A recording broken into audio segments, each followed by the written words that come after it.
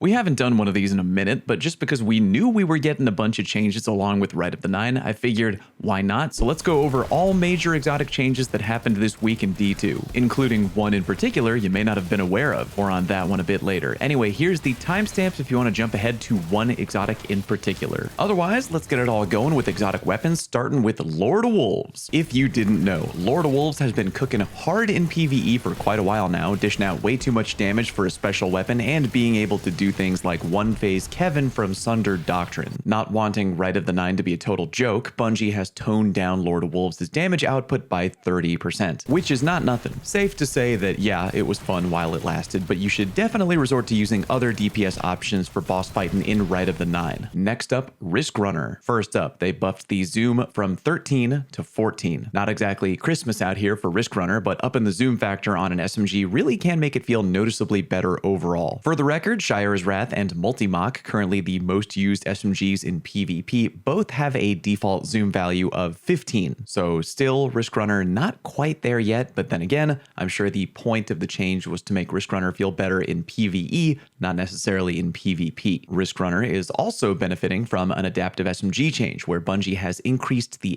ADS damage falloff scaler from 1.4 to 1.5. Before the change, Riskrunner's damage falloff was starting to kick in around 23 meters away. And now with the patch live, the damage falloff is looking to be around 24.5-ish meters. I'd say overall, don't expect to wake up and see a YouTube thumbnail from anyone like, oh my god, Riskrunner meta. But yeah, probably just gonna make the weapon feel slightly better to use in PvE. Next up, Truth and the Two-Tailed Fox. Because rocket launchers in PvP aren't as appealing as, say, machine guns or LFRs, which can get a few more kills per heavy pickup than rockets can, Bungie is gonna, quote, test the waters with both Truth and Two-Tailed Fox by upping the number of rockets they can get per ammo crate from 1 to, and stay with me now, 2. I think if every launcher in PvP got 2 rockets instead of just 1, this would be a bit of a panic moment, but if it's just those 2, probably fine for now. Some players might swap to them, especially if they're already rocking a double legendary loadout, for example using both Rose and the Matador 64. Yes, we'll see. Alethonym, the somewhat new primary ammo grenade launcher, is getting a small buff, but remember boys, as my father used to say, it's not the size of the buff, it's how you use it, or something like that. Starting now, creating a special ammo brick will only cost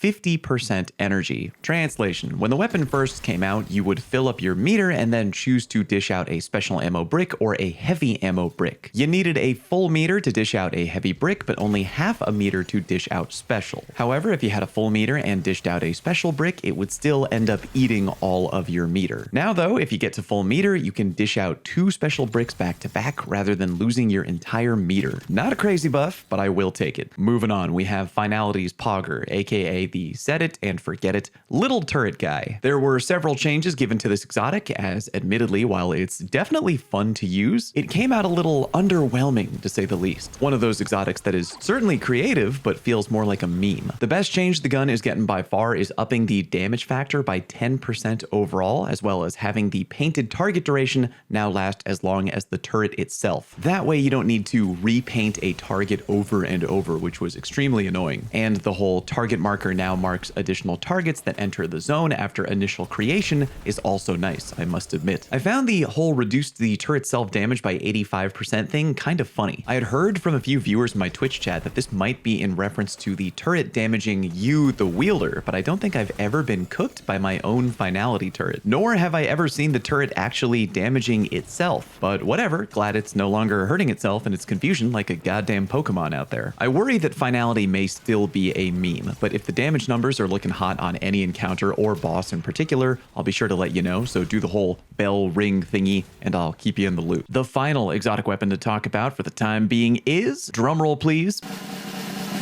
Vex Mythoclast. Yes, it was nowhere in the patch notes, but I want to talk about it real quick because I got a few DMs from some people saying it was, quote, secretly buffed, but I don't actually think it was a secret. It technically kinda was sorta mentioned in the patch notes. See, in full auto mode, Vex Mytho actually falls under the umbrella of a high impact auto rifle. Therefore, the changes outlined in the TWID to high impact autos I feel like were intended to change Vex Mytho. So yeah, 99% likely not a mistake or anything like that, unless Bungie forgot Vex Mytho was coded that way, which while that would be extremely hilarious, I highly doubt. If you're curious though, here are the numbers. Before the Tuesday patch, Vex Mytho was hitting 23.004 in the body and 41.271 damage in the head. Now though, Vex is hitting 23.995 in the body and 43.050 in the head. Shout out to Mossy Max, who I confirmed those numbers with, by the way. The changes in time to kill can be found here. At base, buffed Vex Mytho doesn't necessarily kill faster, but it does make it so that you hit your optimal time to kill slightly easier. It requires only 5 headshots and 1 body shot instead of 6 headshots. Remember though that Vex Mytho also comes with a catalyst that features a built-in damage buff of 20% after you get a kill. After the patch, getting a kill with the catalyst isn't faster than it was before, but again, you can hit your optimal TTK slightly easier. TLDR, Vex Mytho is a little deadlier now, and I'ma F around with it a little bit, possibly with a certain pair of boots that let me go Radiant after getting a kill. Wink wink, nudge nudge. Alrighty, armor time. Starting with Radiant Dance Machines. RDMs were buffed not too long ago, and ever since then, they've basically been nothing short of a nightmare in PvP. I do get that Bungie was probably looking to make some Hunter exotic leg armor other than Stompies look appealing, but they definitely went way too hard and the usage rate exploded overnight after the original buff. The major changes to understand here are these two: reduced accuracy bonus for standard weapons by 60%